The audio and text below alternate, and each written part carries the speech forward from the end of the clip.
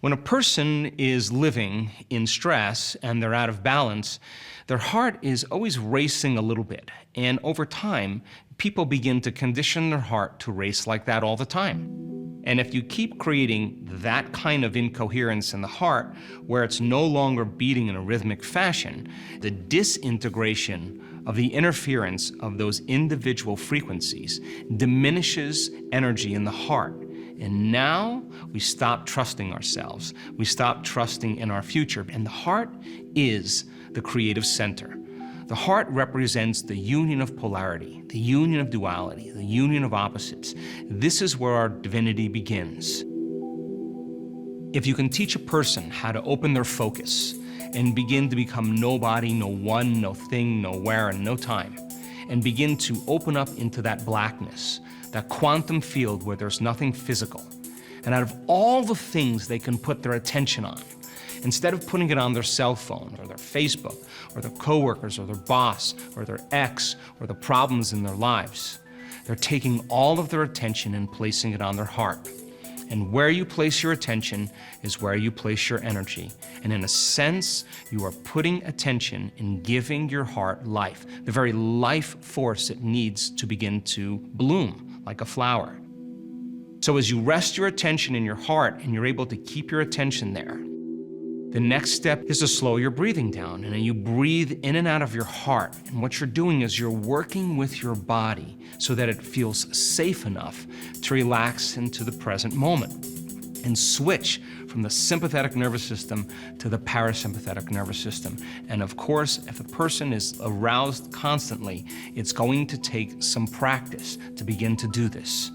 And as you begin to breathe in and out of your heart, slower and deeper and more relaxed, as your breathing slows down, your brainwaves slow down, and now the person now is starting to slip right into the autonomic nervous system and into the operating system. Now, let's trade the emotions of guilt, of shame, of unworthiness, of pain, of suffering, of anger, of fear, of hostility, of judgment, of envy, for heart-centered, elevated emotion. And as you breathe, give yourself permission to begin to feel gratitude, appreciation, begin to feel thankfulness, a love for life, a joy for existence, but doing that independent of any condition in your external environment. In other words, so many people are conditioned into believing they need a reason for gratitude. They need a reason for joy. They need a reason to feel love. They need something outside of them to create that emotion inside of them. And here we're doing the exact opposite. We're beginning to open our hearts and begin to put energy in there. And as we begin to breathe and feel these elevated emotions, all of a sudden the heart starts to become more coherent. And like dropping pebble in very still water, pebble after pebble after pebble in a very rhythmic fashion, all of a sudden, the heart begins to produce an ambient magnetic field that can be up to 3 meters wide.